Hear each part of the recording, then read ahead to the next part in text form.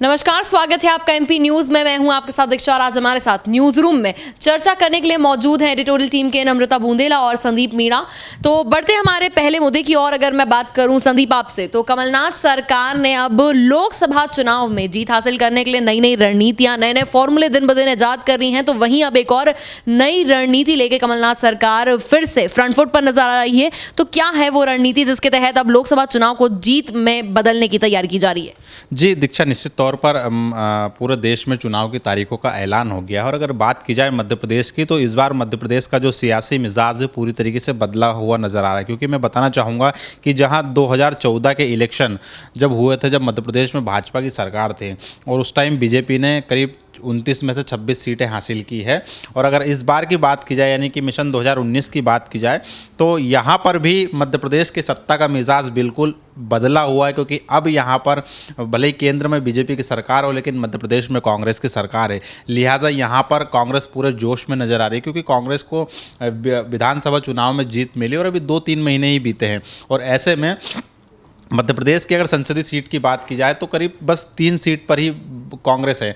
तो ऐसे में जब पूरी कांग्रेस पार्टी जोश में नज़र आ रही है, तो अब फोकस पूरा लोकसभा चुनाव पे है। और सीएम कमलनाथ खुद पूरी तरीके से इलेक्शन मोड में आ गए और लगातार प्रदेश भर के दौरे पर हैं और अलग अलग जगहों पर मैराथन बैठकें चल रही है। आदिवासी क्षेत्रों की बात की जाए या महाकौशल की बात की जाए या फिर मालवा निमाड़ की बात की जाए, तमाम अंचलों में जो भी वोट बैंक हैं वहाँ पर लगातार सीएम कमलनाथ खुद पहुंच रहे हैं। यानी कि एक तरीके से खुद मुख्यमंत्री ने मोर्चा संभाल लिया है और बैठकें कर कर तमाम वो मंथन किया जा रहा है, वो समीकरण बैठाए जा रहे हैं किस तरीके से मध्य प्रदेश में कांग्रेस की सीट बढ़ाई जाए। क्योंकि यहाँ पर इस बार कांग्रेस का लक्ष्य है कि कम से कम 20 सीटें तो लेकर ही आए। और गृह मंत्री बाला बच्चन ने भी स्पष्ट तौर पर निर्देश दिए हैं अधिकारियों को, कर्मचारियों को कि भैया अपने काम पर लग जाइए। और उनका ये रणनीति है कि जनता के बीच में जाना है, कर्ज माफ़ी का जो डिसीजन है उसको लेकर पहुँचना है और ये बताना है कि हमने जो वचन दिए थे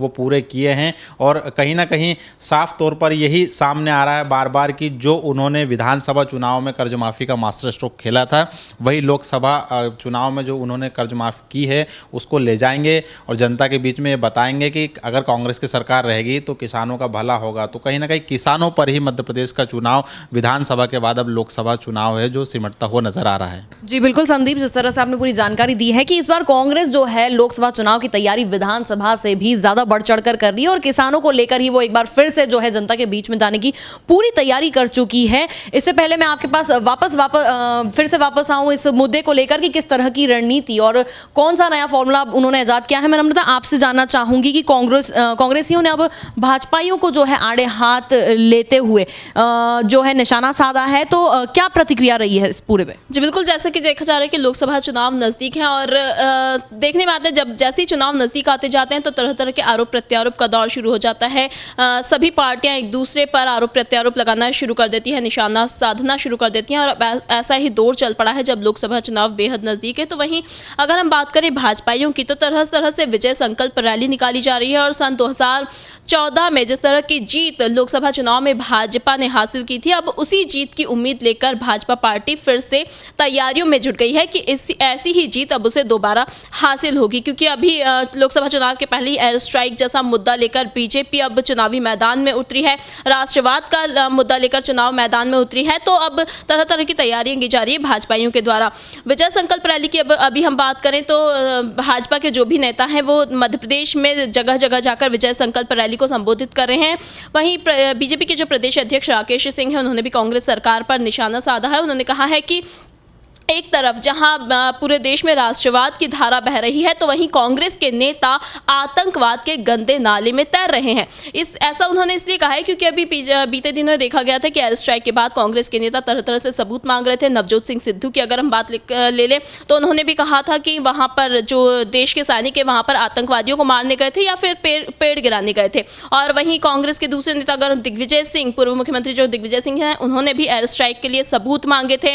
वहीं कमलनाथ ने भी उनका सपोर्ट किया था। और अब वहीं अभी 2-3 दिन पहले राहुल गांधी ने भी एक सभा के दौरान जो आतंकवादी मसूद अजहर है उसको जी कहकर संबोधित किया। तो इस तरह से कांग्रेस के तमाम नेता जो हैं वो निशाने पर आ रहे हैं। और अब इसी को लेकर प्रदेश अध्यक्ष जो राकेश सिंह हैं उन्होंने भी कांग्रेस के नेताओं पर निशाना साधते हुए कहा है कि कांग्रेस के नेता तो आतंकवाद के गंदे नालों में तैर रहे हैं। वहीं उन्होंने कर्ज माफी को लेकर भी कई सारे सवाल आरोप जो है कांग्रेस सरकार पर लगाए कि कर्ज माफी भी कमलनाथ सरकार पूरी नहीं कर पाई, क्योंकि सभी किसानों की कर्ज माफी अभी तक नहीं हुई है। और आचार संहिता लगने के बहाने से उन्होंने सभी किसानों को मैसेज कर दिया, लेकिन अब किसान समझ चुके हैं कि ये जो कमलनाथ सरकार है एक झूठी सरकार है। और अब उन्होंने जो किसान है उन्होंने दोबारा फैसला किया है कि अब वो प्रधानमंत्री नरेंद्र मोदी के समर्थन में वोट देकर दोबारा प्रधानमंत्री नरेंद्र मोदी को ही बनाएंगे। वहीं शिवराज सिंह चौहान ने भी निशाना साधा है। उन्होंने उनका जो तकिया कलाम बन चुका नारा वो अपनाया है। एक सभा के दौरान उन्होंने कहा है कि कांग्रेस की सरकार लूली लंगड़ी सरकार है, सपा बसपा की बैसाखी पर टिकी सरकार है और ये कभी भी गिर सकती है। वहीं उन्होंने तबादले को लेकर भी कहा है कि अब जो मध्य प्रदेश है वो तबादलों का उद्योग बन चुका है और पैसे लेकर लेन देन करके यहाँ पर अधिकारियों कर्मचारियों के तबादले किए जा रहे हैं। वहीं बीजेपी के प्रवक्ता रजनीश अग्रवाल ने भी तमाम तरह के कांग्रेस सरकार पर आरोप लगाए हैं, क्योंकि अभी कुछ दिनों पहले ही चित्रकूट में दो जुड़वा बच्चों का अपहरण करके उनकी हत्या कर दी गई थी और अब फिर से एक और इसी तरह के अपहरण करके हत्या का मामला सामने आया। एक बच्चे की फिर से अपहरण करके हत्या कर दी गई। तो इस तमाम मुद्दों को लेकर अब जो प्रदेश की कमलनाथ सरकार है उसकी कानून व्यवस्था पर अब आरोप लग रहे हैं, उसके लॉ एंड ऑर्डर पर आरोप लग रहे हैं। तो इस तरह के तमाम जो आरोप हैं वो भाजपाइयों द्वारा कांग्रेस सरकार पर लगाए जा रहे हैं। जी बिल्कुल, लोकसभा चुनाव जब तक पूरा समाप्त नहीं हो जाता है तब तक सभी लोग एक दूसरे की पार्टियों पर आरोप प्रत्यारोप का दौर तो चलता ही रहेगा। हम बढ़ते हैं, मैं वापस आऊंगी संदीप आपके पास कि आपने बताया था कि कांग्रेस जो है रणनीति के तहत अब एक काम करी और अब जो एक नई रणनीति कमलनाथ सरकार लेकर आई है वो है कि जितने भी 15 सालों के बाद किसानों के द्वारा ही जो है सत्ता में लौटी है कांग्रेस और 15 सालों से जो किसानों पर केस चल रहे थे उन्हें उनका खर्चा जो है अब ये ऐलान कर दिया गया है कमलनाथ सरकार द्वारा कि वो राज्य सरकार उठाएगी। तो क्या लगता है आपको कि इससे लोकसभा चुनाव में कितना इफेक्ट पड़ेगा? क्या ये उनकी रणनीति लोकसभा चुनाव के मद्देनजर काम आएगी या नहीं आएगी?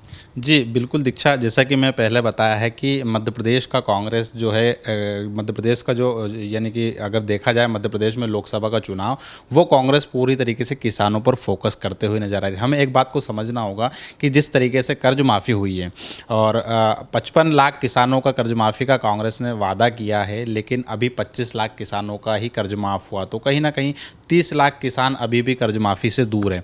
ऐसे में एक तरफ जहां कर्ज माफ़ी का वादा का वचन पूरा करने का किसान का कांग्रेस वादा कर रहे वो उसको भुनाने की कोशिश कर रही है, वहीं दूसरी तरफ जिन 30 लाख किसानों का कर्जा माफ़ नहीं हुआ उन्हीं के बीच बीजेपी जाकर कांग्रेस को झूठा साबित करने में लगी हुई है। तो एक तरीके से देखा जाए तो बीजेपी और कांग्रेस दोनों ही कर्ज माफ़ी के मुद्दे को लेकर जनता के बीच में जाने वाले।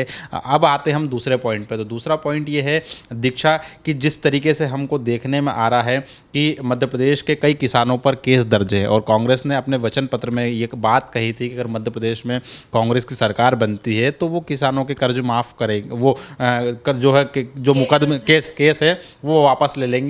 तो ये तो घोषणा कर दी थी उन्होंने, लेकिन आचार संहिता लगने के बाद कांग्रेस ने अब एक और मास्टर स्ट्रोक खेला है कि जिन किसानों को मुकदमे के चलते जेल हो गई, सज़ा हो गई है, और तो ऐसे में उन केसों को अब है कांग्रेस लड़ेगी, यानी कि कोर्ट में कांग्रेस खुद किसानों की पैरवी करती हुई नजर आएगी और उन पर जो खर्चा होगा वो भी मध्य प्रदेश की कांग्रेस सरकार उठाएगी। तो ये भी कहीं ना कहीं अगर देखा जाए तो कांग्रेस किसानों के हित का फैसला है। और अगर हम बात करें मध्य प्रदेश के मालवा निमाड़ अंचल की, तो मध्य प्रदेश की सत्ता का रास्ता जो है इन्हीं दो जगह से तय होता है, मालवा और निमाड़ से।